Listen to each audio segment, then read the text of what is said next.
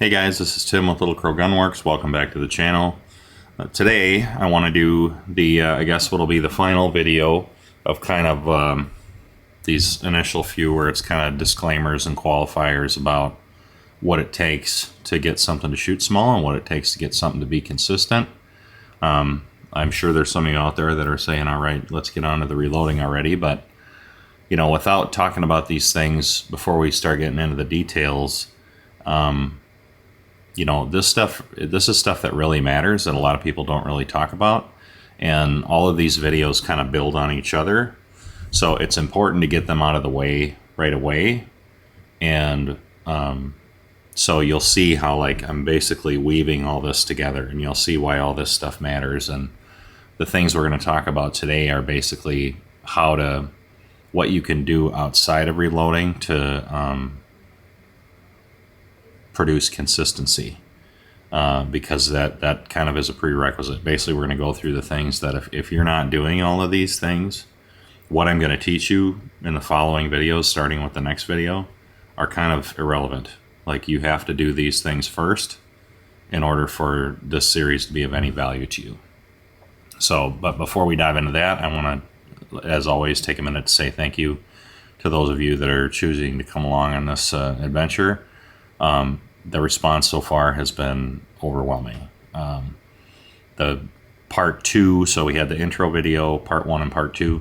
Part 2 is not out yet. That's coming out on Friday. So I just have the data from the intro and part 1. And just in those first 2 videos, at the time of this recording, we're creeping up on 40,000 views between those 2 videos. And the positivity has been incredible. In the comments, guys just like thanking us up and down, and the overwhelming positivity has been really good to see. It turns out there's a real thirst for knowledge and good information, and there's a lot of people out there that want their stuff to shoot better, which means that this information is sorely needed. You know, a lot of things out there spend time focusing on, you know, look at how good this thing that I did shoots, but not enough time on teaching you guys how to get there and giving you the little nuggets you need to join the club of getting things to shoot small. So I'm really happy to be doing this. And again, the positivity has just been crazy. Hundreds and hundreds of comments. I have no chance of keeping up with all of them. The likes are like, for the first 2 videos, I think the likes are 2,842 thumbs up to 30 thumbs down. And 26 of those were on that intro video where I basically took, for a lot of people, even those of you that are still choosing to come along, I think I took a lot of what you've learned up until this point in your life and just kind of went like this and threw it up in the air with that Pareto graph showing you, like, in my opinion, in general, what matters and what the hierarchy of that is. I think there was that handful of people, a couple dozen people, where they just couldn't stomach it and had to move on, and that's fine. There's going to be a lot of this in this series, so I guess it's a long-winded way of just saying thank you. I'm really happy with how this is going, and this will be the last kind of disclaimer qualifier video, and if you make it through these first 4 videos, I guess, and you're still hanging around, then I guess you've kind of earned the right to get the information that is going to be in the subsequent videos. So I think we'll jump into this one right away. I'll get the screen recording fired up here. 3, 2, 1, and we're live. All right, so the slide that I have up here, there's a lot on here, and try to avoid reading through it as fast as you can and worrying about all the stuff on the bottom. We'll get to that in time. I talked at the end of the last video about goal setting, and like, if you call us, our phone's been blown up with people calling, wanting rifle builds and rebarrels and things like that. So what we're doing is working, but pretty much everybody I've talked to, you know, the way I start a conversation, if somebody wants to build a rifle, is I say, okay, what's the goal? Where I think a lot of people have traditionally they see a rifle they like, and they're like, ooh, I want one of those, and they get the rifle without really setting a goal. And then when they start boiling it down and they think about what their goal is, the rifle they bought isn't a good fit for that goal. So I come at it the other way, and I say, okay, what's the goal?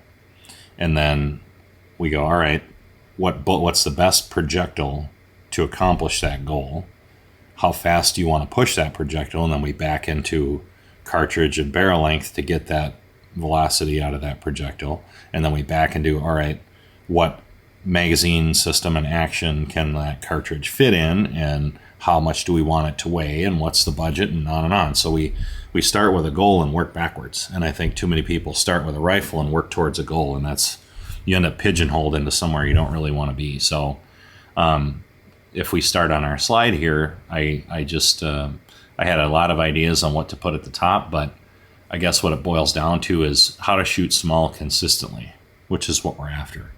You know, anybody that knows anything about hand loading knows that consistency is the name of the game.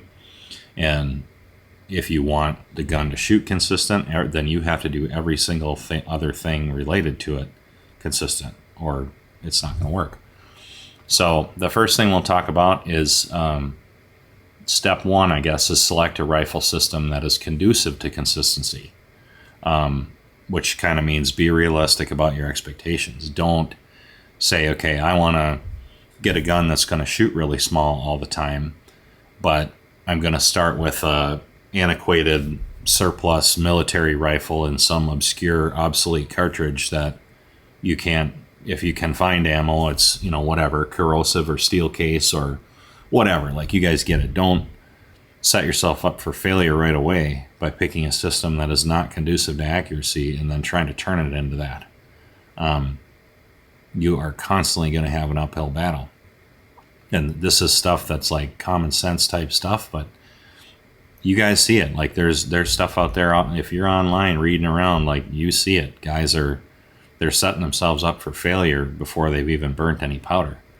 Number two, select a stock design that's conducive to consistency. What does that mean? It means that not all stock designs are created equal. The design of the stock has a heavy influence on your ability to shoot it consistently and for it to behave consistently under the conditions you're shooting in, whether you shoot off of sandbags or a pedestal front rest or a bipod or tripod or whatever. The design of the stock is one of the most important things for you to be able to shoot consistently, and I think it's very overlooked and kind of taken for granted, where people think, well, it's, you know, a stock's a stock. That is not the case. And I'll show you here a couple photos and different examples on of what I'm talking about. Number three, select a cartridge that is conducive to consistency. So we talked about this in the intro video.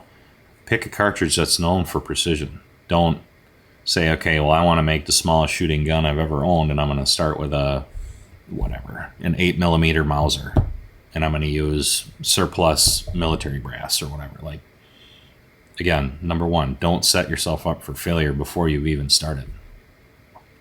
You guys have access to the internet, so you have basically access to nearly unlimited information.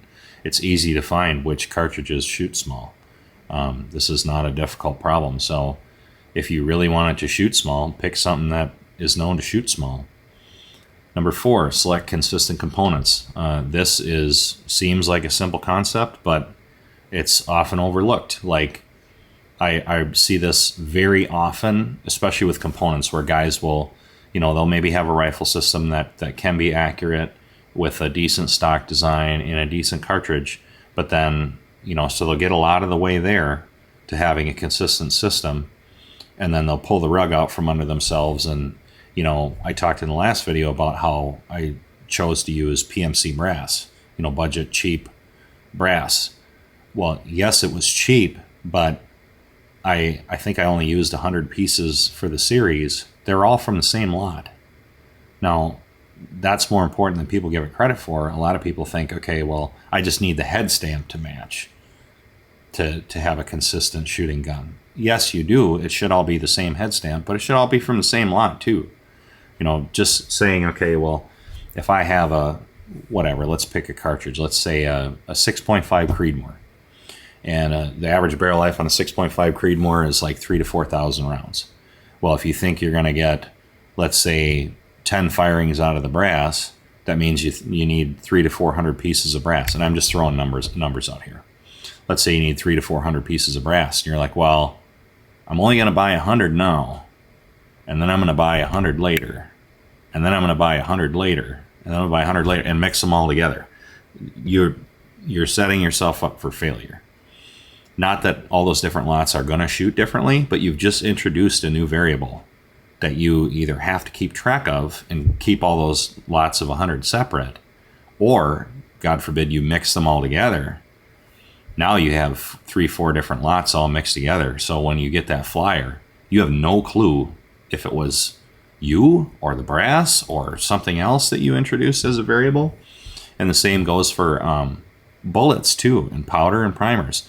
I haven't noticed lot-to-lot primer differences all that much, but powder you can notice differences, mostly due to humidity, I think, because powder comes at about 58% humidity when you first open the bottle. Depending on how you store it, you could be introducing variables just due to humidity, and in general, the drier it is and the lower the moisture content, the higher the velocity is, because you've in effect made the powder lighter. So when you run it through a scale and you're weighing it, you're getting more kernels of powder for the same weight because it's lighter, because it's drier. And same with bullets, like lot to lot, like if you, let's say you take the time to develop a load and you find a load and it shoots really good, and you're like, okay, this is the bullet I'm going to run for the rest of this barrel life. And then you're like, but I'm just going to buy them as I need them. I'm going to buy a box here and buy a box here and buy a box here. I get it. This hobby is expensive, but you're asking for problems if you do that, because just changing the lot number but staying with the same bullet is going to change how it shoots. You might get lucky and you start a new lot of bullets and it groups the same size. Like, that's a best case scenario where it groups just as small when you switch to a new lot. But I can tell you it's probably going to hit in a different place. So at a minimum, you're going to have to re-zero. And the average velocity is probably going to be different. So it can hit in a different place, and the velocity can be different, and the group size can be different, even though it's the same bullet, just because you switch to a new lot. And I think the more time there is between productions of those lots, in general, likely, the more variation you're going to introduce. So I know it's expensive to do, but if you really want something to shoot small, what I tell people is pick the brass you're going to use, and then buy enough right when you get the gun. Buy enough of that brass for the life of the barrel. And then if you're going to try different bullets and powder and whatever, however you like to do your load development, when you get the final recipe and you're like, okay, this shoots as good as I want, and I like how this bullet performs and whatever, buy enough bullets and powder all from the same lot to last the life of that barrel. Get rid of those variables. Make those variables consistent. Don't just buy powder as you go and buy bullets as you go. Like, I know that is the comfortable way to do it, and maybe the most economically sound for you, depending on your budget, but every time you change something, you're introducing a variable. So I don't want to hear people complain about, well, I had a load and then, it went away over time. Well, and then in the next sentence, they're like, I'm buying powder as I go and I'm buying bullets as I go. It's like, you're doing it to yourself. And I know you think you're saving money by only buying it as you need it, but you're not, because if it falls apart and then you have to tweak the load and retest, you're just wasting components trying to stay on top of that razor blade, ride that razor blade, where if you find something that shoots, buy enough to last the life of the barrel and you're done. I spent more time on that than I wanted to, but it's important. Number 5, select an optic of adequate quality. There's a lot of people that say that you should spend at least, whatever you spend on the rifle, you should spend at least that or double on the optic. I don't subscribe to that at all. But I do think the optic needs to be of adequate quality for your job and for what your goal and what you're trying to accomplish. It needs to be consistent and repeatable and hold zero, and what you dial needs to be what you get. Like if you go to sight it in and it's 10 inches low, and that means you need to come up however many clicks, and you come up that many clicks and it doesn't move what it should, it moves too much or not enough, you're asking for problems. You can still get scopes like that to shoot, the gun can shoot well and it can hold zero well, but if it's something you're going to dial and try to shoot long range and try to do that consistently, you're setting yourself up for failure. So an optic of adequate quality, that's sound, I don't want to tell people how to spend their money, but it at least needs to be consistent. You don't have to have the best of the best, but and also with testing too, it needs to be of adequate magnification. Like if you're trying to shoot small groups consistently, even at 100 yards, I think you need at least like 15 power, because under that, depending on the thickness of the lines and what the reticle is, and like it can be difficult just to shoot a 1/2 inch group just due to the line thickness of the reticle and how the reticle is designed and whatever. Like it's hard to shoot really small with low power optics. I know people can do it, but it's another hurdle. Like it's another roadblock you're putting in front of yourself. Just like I said, picking a surplus military rifle in a oddball cartridge. That's another thing. My camera's overheating here. I got to turn my little fan on. That's another thing that you're setting yourself up for problems. Number 6, get a consistent trigger with a reasonable pull weight that breaks clean and consistent. So I think this is something that doesn't get enough credit or isn't elevated to a high enough level of importance. It's extremely difficult to shoot consistent small groups with a trigger over 2.5 pounds.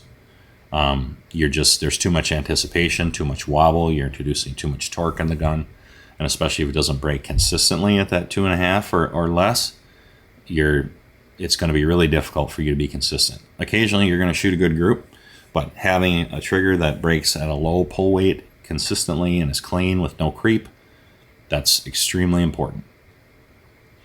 And again, this is just a list of stuff that if you don't check these boxes before we even go into the next videos, it's all for naught. Because I'm going to give you the secret to do this and the recipe and the playbook, I should say. But if you don't have this other stuff sewn up, it's not going to help you nearly as much as it would as if you did have these things sewn up. Number 7, buy the highest quality barrel/rifle you can afford. This one I could do a whole video on. There are, we're a custom rifle builder, and we like to build custom rifles or put custom barrels on factory rifles. That's our thing. So yes, I'm going to say this, but a lot of the factory rifles that we end up rebarreling were expensive rifles to begin with that had poor quality barrel steel on them, and the barrels wore out prematurely. So it doesn't really matter how much you spend on that factory gun. They're trying to make it to a price point, so some sacrifices have to be made in certain places, and a lot of times it's the barrel. So, basically what I'm getting at is if you're shooting a factory gun, that's another roadblock you're putting in front of yourself. Like if it's a purely factory rifle, nothing's been done to it, nothing to the trigger, no aftermarket barrel, no nothing. That's another hurdle. Factory guns can shoot small. I own some that do, but again, you're setting yourself up in a situation where it can give you problems, and it's an unknown variable. Where if you put a match grade barrel on something, and it's put on by, we'll get into it here, have your barrel installed and your rifle bedded by an accomplished gunsmith. There's gunsmiths and there's rifle assemblers, and they are not the same thing. Get somebody that's been chambering barrels for a long time and has a good track record and has been in business a long time, and you're going to get a barrel that's put on straight and the chamber will be cut true to the bore and all that. I think that's way more important than a lot of things you're being told that are important. The biggest ones are, I think, having a good trigger, a good barrel that's again, cut straight and installed by a competent gunsmith and bedded so that the barrel action isn't shifting around in the stock. I think those few things are probably the most important out of anything to do with the equipment. And before we go on to number 9, we'll go into a couple pictures I have here and look at a couple different systems, and then we'll come back and go into number 9 and the rest of this. So when I was talking about, again, this is the rifle that we used for this series, and then I have a picture of another rifle that we finished recently and I did a video on. This is a very lightweight hunting rifle. So the two systems we have here are, this is a traditional hunting style stock, carbon fiber stock, very lightweight rifle. This rifle complete without the bipod is under 9 pounds. very light optic, medium weight profile, fluting to take weight off, muzzle brake, on and on. It's in a 7 PRC. It's chambered in 7 PRC, sub 9 pounds with a muzzle brake. And this rifle that we used in the series, I didn't mention it, but this rifle is about 13.25 pounds without the tripod. So what does that work out to? About 4.25, a little over 4.25 pounds heavier.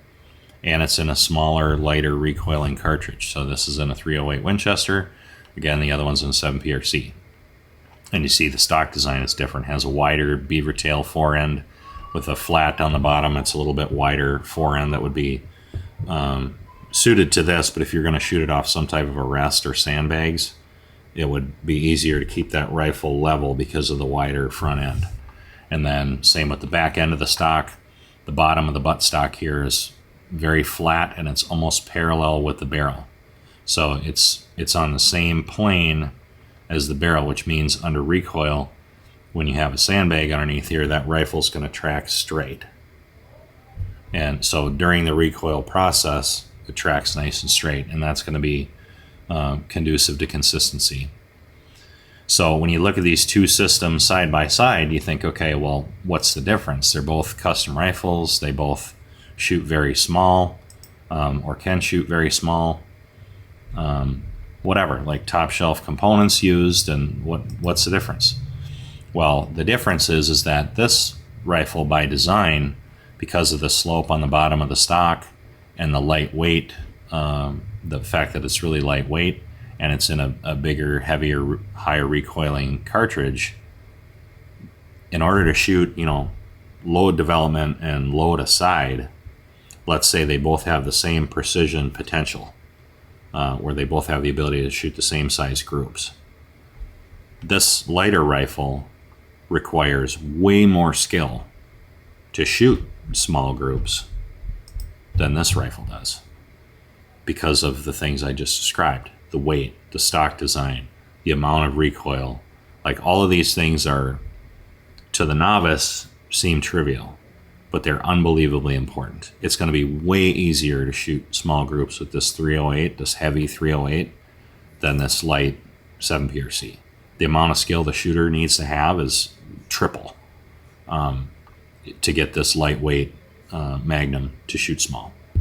So these things, they can seem trivial, but I know not a lot of people talk about this kind of stuff, so this might seem like a weird conversation to have, but you think they're both custom rifles, they should both put them all in the same hole, and that's not the case. This rifle is capable of it, as I showed in the video that I was shooting this rifle in. They can put them all in the same hole, but it's way more work for the shooter, and you have to be completely on your game to get a lightweight, system like this to get them all to shoot in the same hole. So now we'll go back to our slide here. Number 9, make sure everything is torqued to the proper specifications.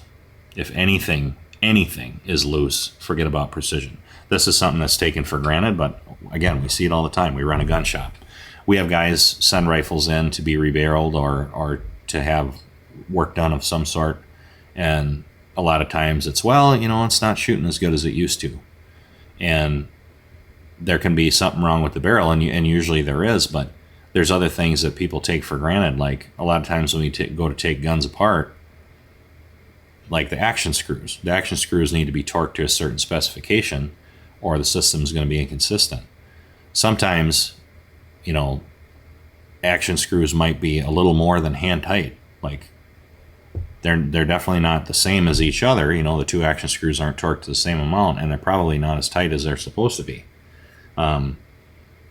Base screws between your base and your action, they need to be torqued to the proper spec and not have lube on them when you assemble them. And people have different opinions on using thread locker. I do use blue Loctite for everything that I assemble, but little things like this, just having loose screws and just basic stuff that seems like it's stupid to talk about in a hand loading series, but all these things need to be checked and taken care of before the loading piece even matters.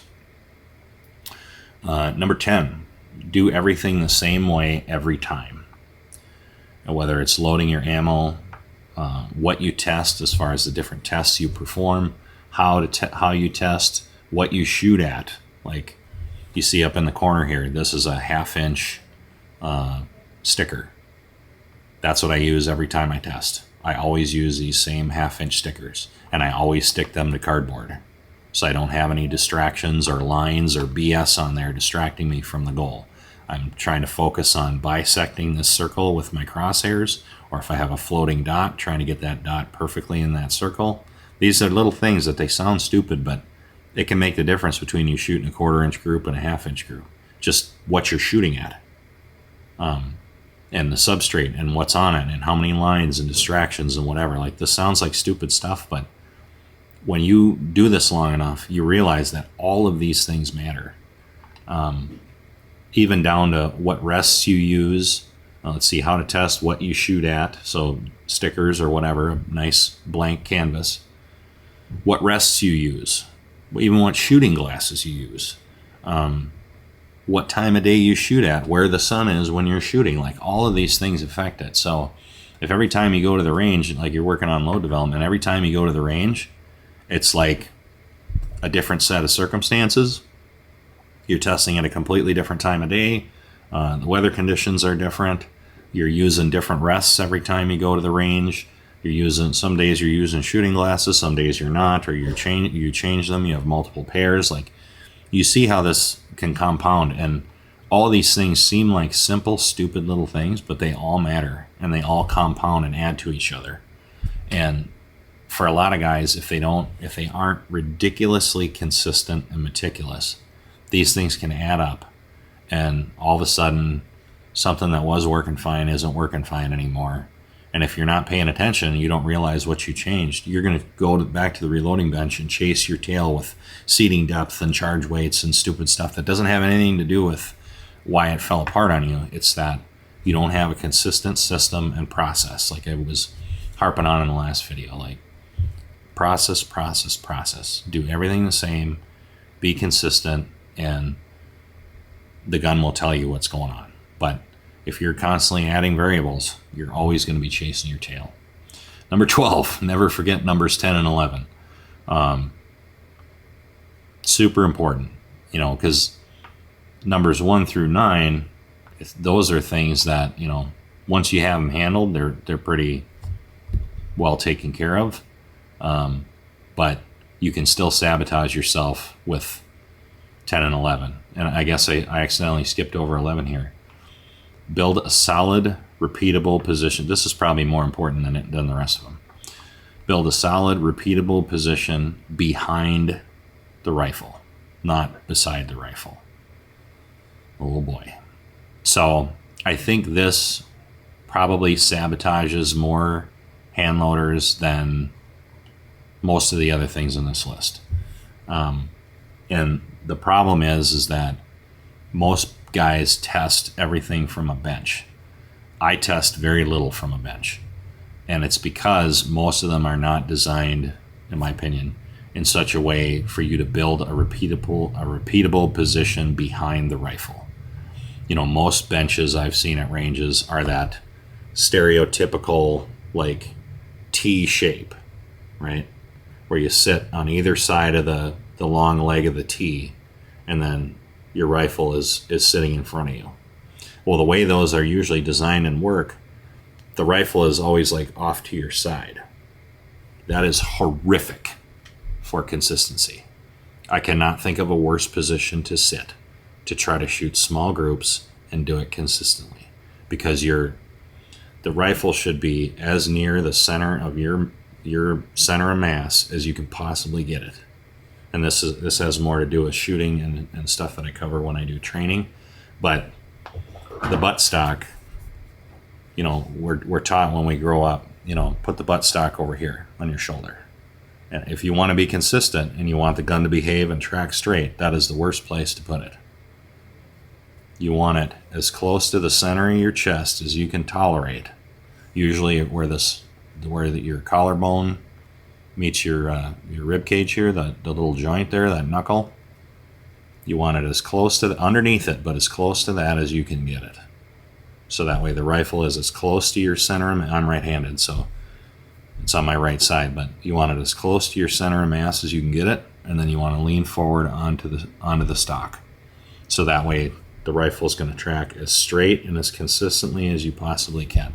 The more you have it to the right and the more it's off your center of mass, the more it's going to want to pogo stick up and to the right. Well, the problem is it doesn't do that consistently every time. So it starts doing that while the bullet's traveling down the barrel, and it's going to be really hard for you to shoot small and really hard for you to do it consistently. And you're going to get zero shifts and all sorts of things, because inevitably, every time you do it, you're going to have a little bit of a different support and be in a little bit of a different place, and it's going to pogo stick a different amount in a different direction. So, and this is really hard for people to get used to. When I teach people this is what they struggle with the most of anything I teach them, is getting the gun as close to your center of mass as you can, and then leaning forward over the gun, rather than the typical T bench where you're doing this number and you're cocking your head off to the side. So that, again, I cannot say enough how important that is. And that this series is not about that, but you're going to see the way I shoot, and you're going to pick up on it. I think I shot the entire series prone. And when you're prone, it's quite a bit easier to do that. So you'll notice that in the series, but I think all the load development and all the testing at long range was all prone. Because, and I'm a much better prone shooter than I am a bench shooter, but even on the bench, try to get as behind the rifle as you can, not to the side of the rifle. So I think that's it for the slide. I can see how long this video is. It's a little over half an hour, so I got to put a bow on this here. And then the final question at the bottom. I'm sure everybody's been looking at this. Will this series be worth my time? I'd like to think so. I think no matter what your skill level is, unless you're a top tier competitor, you're going to learn something out of this series. Those guys at the top, depending on their discipline, they may or may not, but outside of that, I think there's something for everybody to learn with this. And these numbers on the bottom was just some data I wanted to show out, to throw out, that I spoke about briefly in the last video.